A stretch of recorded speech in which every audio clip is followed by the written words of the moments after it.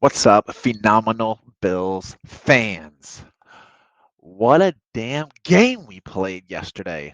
Sunday Night Football, prime time, in front of everybody. The first week after Game of Thrones was not televised, so there was an immensely larger fan base tuning in than there normally is. And the cool part about that game, we blew them the hell away in the first half.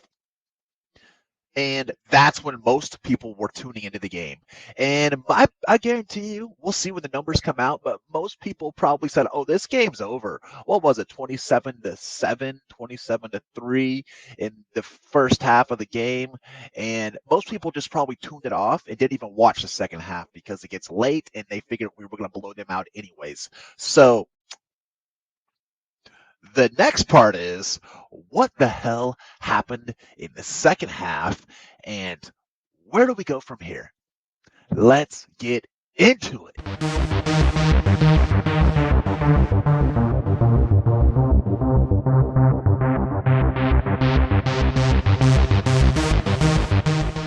Here we are again.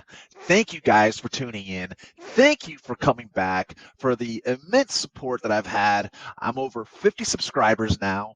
Basically started at 0 when the season started, and the people leaving the comments and leaving all the likes, man, you are tremendously appreciated. So thank you for that. I really, really get motivated by it. Now, the game yesterday, oh my God, sheesh, that first half is exactly what we were expecting to see. It just looked perfect, pitch perfect on everything. It was almost like we didn't have the ball long enough, very long, because we scored so damn fast. Not even all of our receivers were getting very many touches or very many targets because we were scoring so damn much. It was absolutely so much fun to watch, and I'm really glad that a majority of the viewing audience got to see that first half.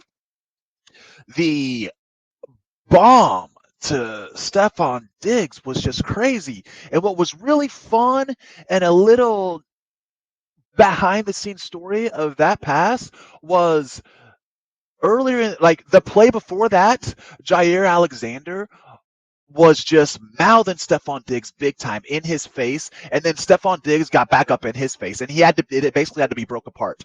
And so what happens next? Josh Allen says, and these are Stephon Diggs words, word for word. Not word for word, but this is what Stephon Diggs said. He said, man, he would just mouth me. I wanted to get into his face. The teammates broke it up.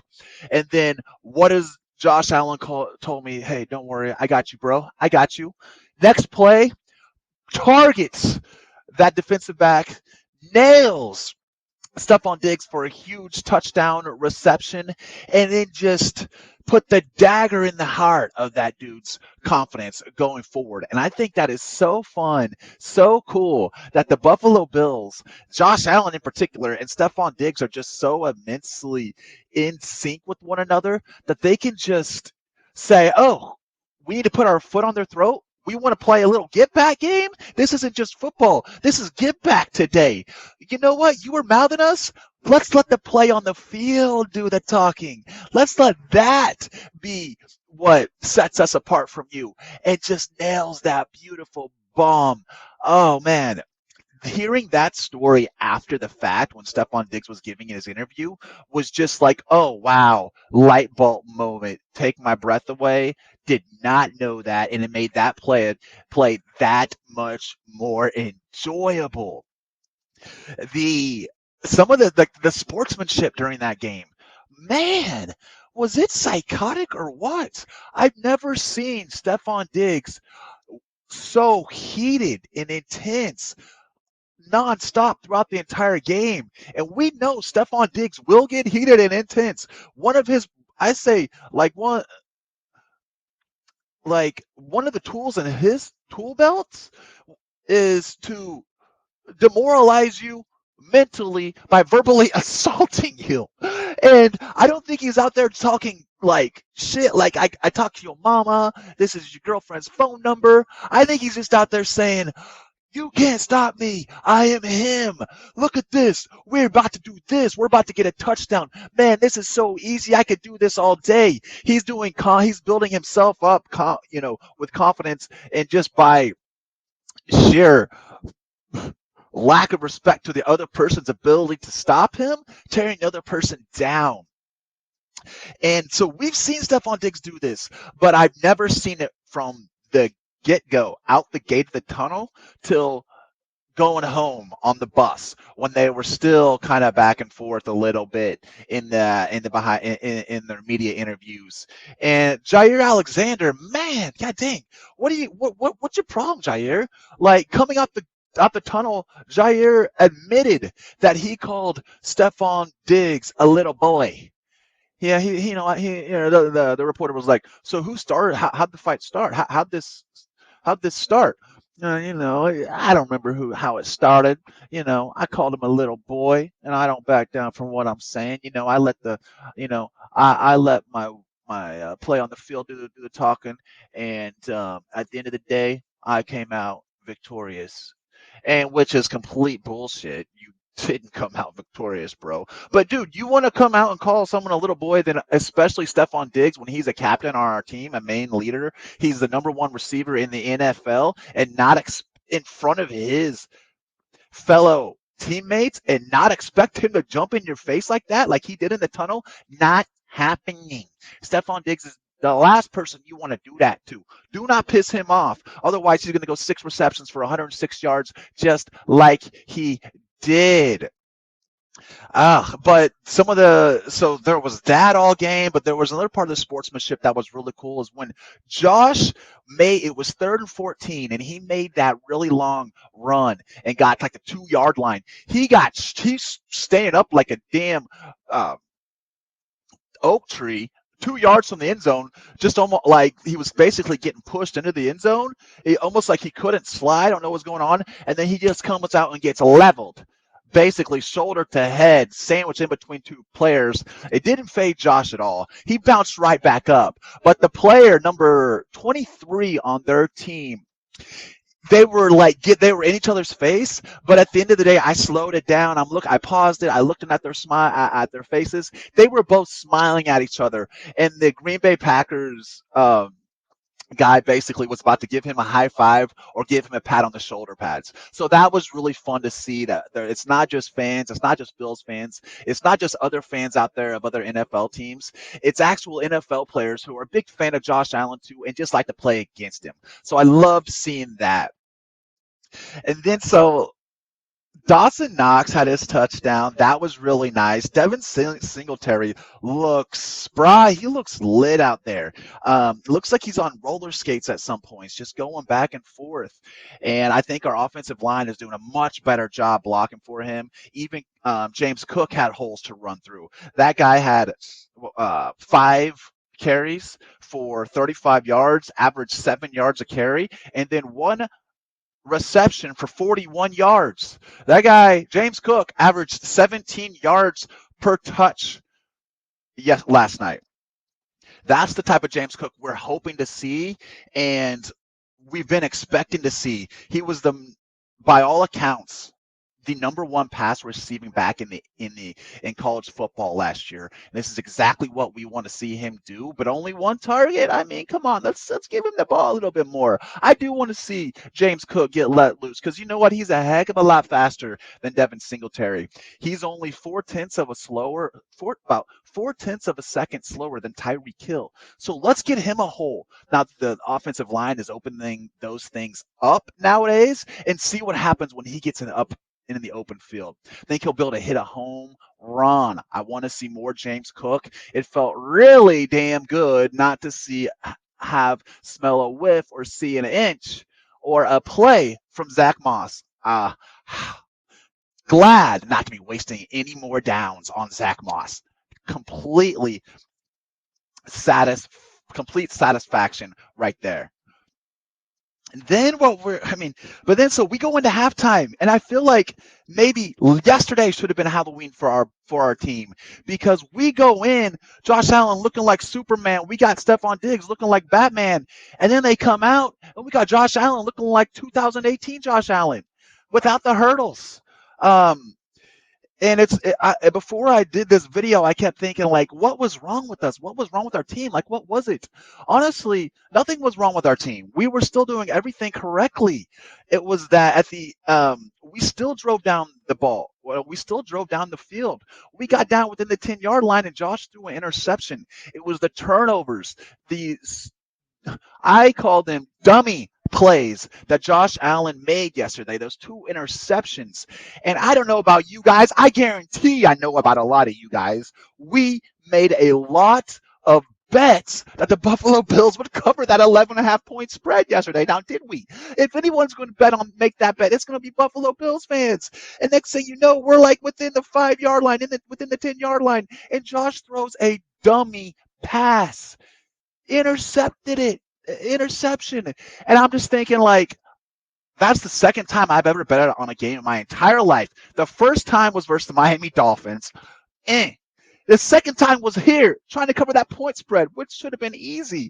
And I'm just like, what? I can't even enjoy a Bills win because of this dumbass bet? I'm pissed. And so after that play, I'm just thinking, I kept saying, dummy. Josh, you dummy. What, you dummy? What did you do that for? But at the end of the game, he said, whenever he was doing his press conference, he was like, I was trying to dirt it. I was trying to get it within close to receiver, and get rid of the ball. So I did it. We didn't get an intentional grounding. So I did it, but I didn't dirt it well enough. So it's good to hear that wasn't just I was trying to fit it in a hole. It was basically a bad grounding of the ball. And man, our defense, oh my God, cray. That was absolutely mean out there. They were mean. Tremaine Edmonds had 16 total tackles, led our team in total tackles, and 14 of them were solo. So Tremaine Edmonds had a ton of action yesterday, and then, oh my God.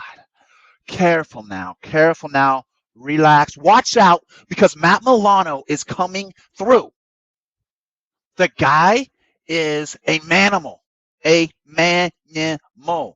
I'm watching that game yesterday. We watched him freaking hogtie the dude. And I'm watching with my girlfriend, she goes, I'm like, hey, baby, pause, because Matt Milano is like her favorite player other than Josh Allen. I'm like, pause. She's like, no, don't pause. I'm cooking. I'm like, no, I got this, pause. I want you to come watch Matt Milano, our favorite guy. And so she watched that play, and she goes, she scorpioned him. I'm like, what the hell's a scorpion? She was like, he bent him in a certain way, and then freaking pulled him back down with the stinger. And that's exactly what it looked. It looked like he scorpioned that fool. It looked dangerous, like the guy was in a backwards, misshapen pretzel that you don't want to be in. And then he tried to come up. He tried to scoot away, and then Milano goes, nah, I'm a MANimal. Stuck his fucking arm back down there and got it. Dude, I was just happy that guy, that he came back in and wasn't injured or ruined for the season, because I would have actually felt bad. Man, Matt Milano is just an absolute beast out there. He's super fast. He's got the best instinct on our defense, and he tackles. I mean, the guy does not miss tackles. He will just. I think it was last week, or I was watching a replay versus the Chiefs, and the guy thought he had him. It was like, all I got to do is be Matt Milano, or it may have been the game last night, and he just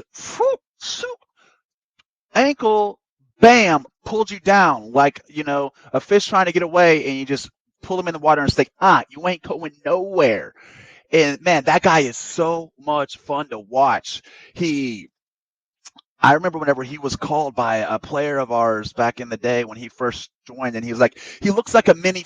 I see Matt Milano coming through without a shirt on in the locker room. I'm like, damn, dude looks like mini Thor. And if you look at his arms, like they look like they were just photoshopped and stuck on him.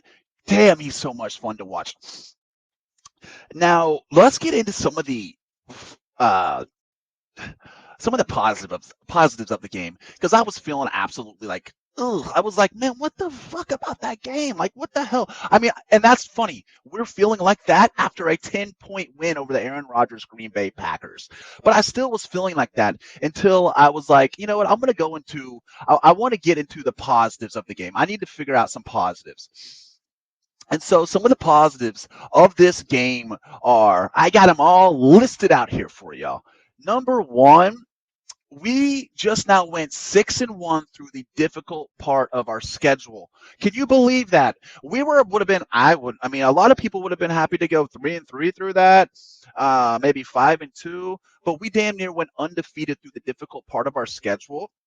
We faced 5 playoff teams, and we went undefeated versus all 5 of those playoff teams. 68 other teams in NFL history have went up against 5 playoff teams in the first in their first 8 games, and we are only the second team in NFL history to do that.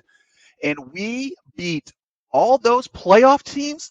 Now this is really impressive by 20.8 points a game. That is crazy. Those teams were all good. They all still are good. I think the Titans are like 5-2 right now, and we absolutely slaughtered them, beating playoff teams from last year by 20.8 points a game. That's insane. And so that is just going to set us up to hopefully win that damn Super Bowl, because it's definitely a great sign.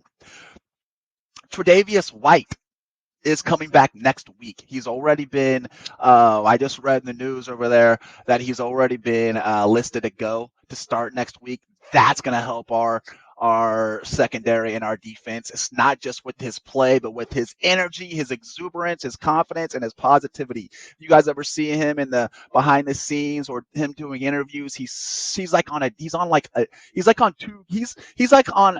different gear. The guy is just glitchy with energy and speed in his walking, in his talking, and in his playing.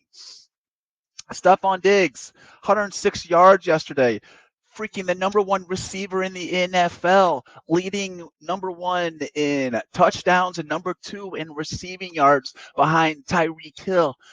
And the dude's looking healthy, spry, and he's great at getting down before he gets tackled and not taking the big hits. James Cook, super positive to see him getting 17 yards per touch, and I just want to see more of it. And then penalties. We were only penalized 4 times yesterday. With all that mouthing and all that agitation from the Green Bay secondary, we were still only penalized 4 times. And one of them was of that dumbass or that ridiculous call when Gabe Davis bumped in the back of Jaire Alexander, and we got a 15-yard flag for that. I mean, that was obviously intentionally trying to punk somebody, but is that really worth a 15-yard flag? No, it's not. I mean, come on, but still, cut it out, Gabe Davis, bro. Do what Stephon Diggs did. Let your play on the field show them who's better. You had 2 receptions yesterday. I know you didn't get very many opportunities, because every time we had the ball, we either turned it over pretty damn quickly or we scored a touchdown. But let the play do talking, and like he normally does. And don't be pushing people in the back. We don't need no 4 damn intentional, whatever the hell, intentional. What the hell's it called when you get a 15-yard penalty and the unnecessary roughness? Yeah, thank God. And then, lastly but not leastly, that is a Josh Allen bad game, guys. That was a Josh Allen bad game. Not even a bad game. That was a bad half. And I've heard a lot of reading in the papers, watching videos online, that people were calling that the Buffalo Bills playing with their food. Like they were just killing them in the first half, and they kind of got bored in the second. They went into the second half thinking that the Green Bay Packers were just going to roll over and let them have the game, while the Green Bay Packers were in the other end of the locker room saying, hey, we're getting embarrassed out here. This is ridiculous. Do you want your job? Do you want your job? Is this what you believe in? Is this what you want to show your family on prime time Sunday night football? Get embarrassed out there like this? No. then let's get out there and kick that ass. That's the type of locker room presence the Green Bay Packers had versus the Buffalo Bills, who were kind of in there like, oh, we've already got this thing won. And Josh Allen getting squirrely with the passes, he definitely regrets those. But that was a Josh Allen bad game. And he will not. I'm very confident that he's not. That may be the last game that he has this season like that, because Josh Allen learns from his mistakes. We've all seen it. He will have a mistake right here, and then next week you see proven results and change in his play. And so I think this was a good game to get that dummy Josh out of him so he doesn't screw up like that anymore. And if that was a good team like the Chiefs or like the Eagles or like the Ravens, I'm confident that he would not have done those plays. Well, Buffalo Bills, you phenomenal Bills fans. That's why you're here. You're great fans. You support a Buffalo Bills brother out here. So if you would just please continue to do it just by pressing that like button, subscribe, and then above all, leave a comment. But above all, share it on Twitter with all the proper Buffalo Bills type hashtags. I super appreciate it when you guys do that. It gets me so much more views. And a Bills channel like this deserves the views. All of our Buffalo Bills content creators deserve the Bills. We damn sure deserve the Bills after an 18-year playoff drought. I'll tell you that right now. But we deserve the views as well, and the likes, comments, shares, and subscribes. Well, Bills Mafia, Buffalo Bills fans of all NFL teams, my name's Brandon Meister for the Phenomenal Bills, and I am out of here. Go Bills.